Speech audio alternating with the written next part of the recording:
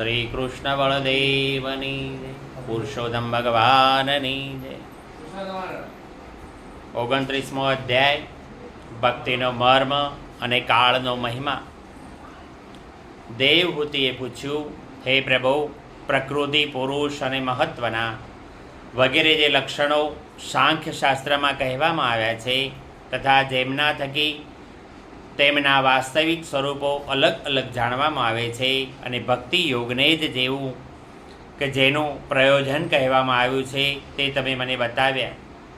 હવે કૃપા કરીને મને ભક્તિ યોગનો માર્ગ વિસ્તારપૂર્વક બતાવો.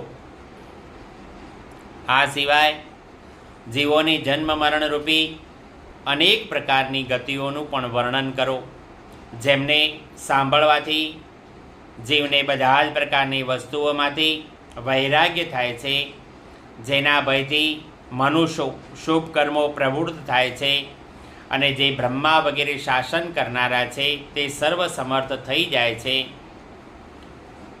તે સર્વ સમર્થ કાળના સ્વરૂપ વિશે પણ તમે મને કહો. જ્ઞાન દ્રષ્ટિ લુપ્ત થઈ જવાને કારણે શરીર વગેરે મિથ્યા વસ્તુઓમાં જેમને આત્મ અભિમાન થઈ ગયું છે તથા બુદ્ધિ કર્મમાં આસક્ત રહેવાને કારણે અત્યંત પરિશ્રમથી થઈને જેઓ દીર્ઘકાળથી અપાર અંધકારમય સંસારમાં સૂતેલા પડ્યા છે તેમને જગાડવા માટે તમે યોગ પ્રકાશક સૂર્ય જ પ્રગટ થયા છો. શ્રી મૈત્રીજી કહે છે કે, હે કુરુશ્રેષ્ઠ વિદુરજી, માતાના આ મનોહર વચનો સાંભળીને મહામુનિ કપિલજીએ તેમની પ્રશંસા કરી અને જીવો પ્રત્યે દયાથી દ્રવીભૂત થઈને ઘણી પ્રસન્નતા સાથે તેમને આ પ્રમાણે કહ્યું. શ્રી ભગવાન કપિલે કહ્યું કે, માં, સાધકોના ભાવ અનુસાર ભક્તિ યોગનો અનેક પ્રકારે પ્રકાશ થાય છે, કારણ કે સ્વભાવ અને ગુણોના ભેદને લીધે મનુષ્યના ભાવમાં પણ વિભિન્નતા આવી જાય છે. જે ભેદદર્શી ક્રોધી મનુષ્ય હૃદયમાં હિંસા, દંભ અથવા મત્સરતાનો ભાવ રાખીને મને પ્રેમ કરે છે તે મારો તામસી ભક્ત છે. જે મનુષ્ય વિષય, યશ, ઐશ્વર્ય મેળવવાની કામનાથી પ્રતિમા વગેરેનું મારું ભેદભાવથી સ્વામી સેવક ભાવથી પૂજન કરે છે તે મારો ભક્ત રાજસી ભક્ત છે. અને જે મનુષ્ય પાપોનો ક્ષય કરવા માટે, પરમાત્માને અર્પણ કરવા માટે અને પૂજન કરવું અને કર્તવ્ય એવી જ બુદ્ધિથી મારું ભેદભાવથી પૂજન કરે છે તે મારો સાત્વિક ભક્ત કહેવાય છે.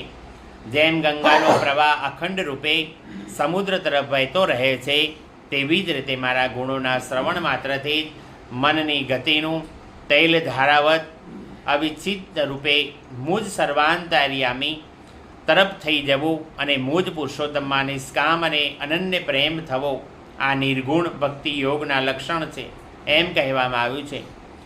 આવા નિષ્કામ ભક્તો તેમને આપવા છતાં પણ મારી સેવા છોડીને સાલોક્ય, શ્રાષ્ટિ, સામીપ્ય, સારૂપ્ય અને સાયુજ્ય મોક્ષ સુદ્ધા લેતા નથી. ભગવત સેવા માટે મોક્ષ મુક્તિનો તિરસ્કાર કરનારા આ ભક્તિ યોગને જ પરમ પુરુષાર્થ અથવા તો સાધ્ય કહેવામાં આવ્યો છે.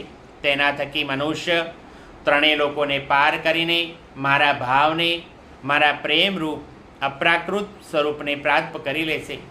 નિષ્કામ ભાવથી પોતાના નિત્ય નૈમિત્તિક કર્તવ્યોનું શ્રદ્ધાપૂર્વક પાલન કરીને હર હંમેશ હિંસા રહિત ઉત્તમ ક્રિયાયોગનું અનુષ્ઠાન કરાવતી મારી મૂર્તિનું દર્શન, સ્પર્શ, પૂજન, સ્મૃતિ, વંદના કરવાથી, પ્રાણીઓમાં મારી ભાવના કરવાથી, ધૈર્ય અને વૈરાગ્યનું અવલંબન, મહાપુરુષોનો આદર, દીનજનો અને દયા અને સમાન સ્થિતિવાળાઓ પ્રત્યે મિત્રતાનો વ્યવહાર કરવાથી, યમ નિયમનું પાલન, અધ્યાત્મશાસ્ત્રનું શ્રવણ અને મારા નામોનું ઉચ્ચાર સ્વરે કીર્તન કરવાથી, મનની સરળતા, સત્પુરુષોનો સંગ અને અહંકારનો ત્યાગ વગેરે મારા ધર્મોનું અર્થાત ભાગવત ધર્મોનું અનુષ્ઠાન કરનારા ભક્તજનનું ચિત્ત અત્યંત શુદ્ધ થઈને મારા ગુણોના શ્રવણ માત્રથી જ અનાયાસ જ મારામાં જોડાઈ જાય છે.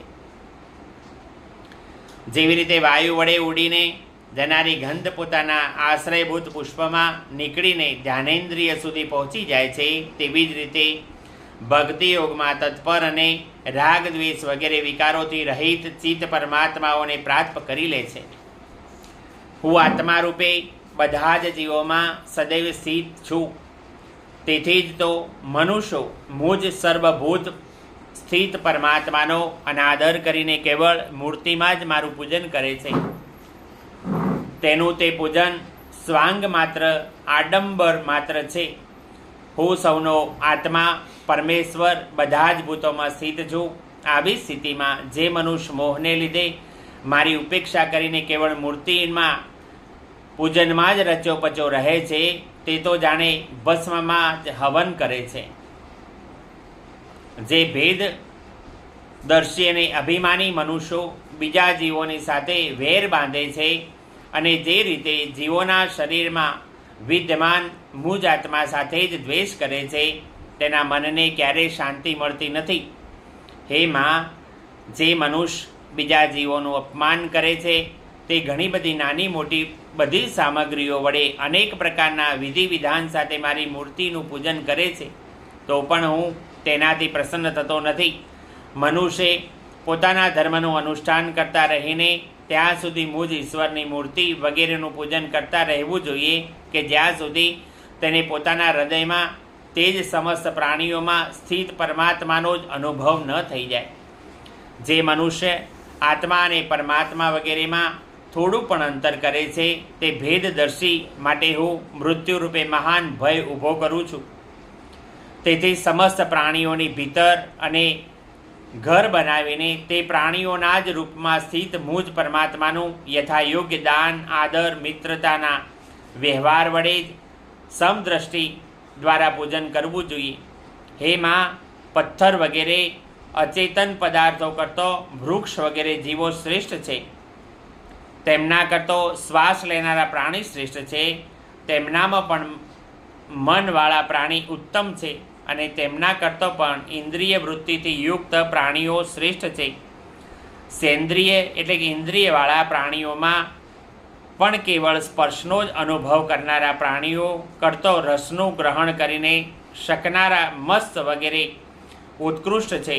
અને રસ વેચતા એવા તે પ્રાણીઓ કરતો પણ ગંધનો અનુભવ કરનારા બ્રહ્મર વગેરે અને ગંધને ગ્રહણ કરનારા તો કરતો પણ શબ્દને ગ્રહણ કરનારા સર્પ વગેરે પ્રાણીઓ શ્રેષ્ઠ છે. તેમના કરતો પણ રૂપનો અનુભવ કરનારા કાગડા વગેરે ઉત્તમ છે અને તેમના કરતો પણ જેમને ઉપર નીચે બંને તરફ દાંત છે તેવા જીવો શ્રેષ્ઠ છે. તેમનામાં પણ પગ વિનાના કરતો ઘણા બધા ચરણોવાળા શ્રેષ્ઠ છે અને ઘણા ચરણોવાળા કરતો પણ 4 ચરણવાળા પ્રાણીઓ અને 4 ચરણવાળા કરતો પણ 2 જ ચરણવાળા પ્રાણીઓ એટલે કે મનુષ્યો શ્રેષ્ઠ છે. મનુષ્યોમાં પણ 4 વર્ણ શ્રેષ્ઠ છે. તેમનામાં પણ બ્રાહ્મણ શ્રેષ્ઠ છે. બ્રાહ્મણમાં વેદને જાણનારા ઉત્તમ છે અને વેદ વેદતાઓમાં પણ વેદનું તાત્પર્ય જાણનારા શ્રેષ્ઠ છે. તાત્પર્ય જાણનારાઓ કરતો પણ સંયમ નિવારણ કરનારા અને તેમના કરતો પણ વર્ણાશ્રમોચિત પોતાના ધર્મનું પાલન કરનારા તથા તેમના કરતો પણ આસક્તિ ત્યાગપૂર્વક અને નિષ્કામ ભાવે સ્વધર્મનું આચરણ કરનારા સર્વશ્રેષ્ઠ છે. અરે તેમના કરતો પણ જે મનુષ્યો પોતાના સમસ્ત કર્મો અને ફળ તથા પોતાના શરીરને મને જ અર્પણ કરીને ભેદભાવ છોડીને મારી ઉપાસના કરે છે, તેઓ શ્રેષ્ઠ છે.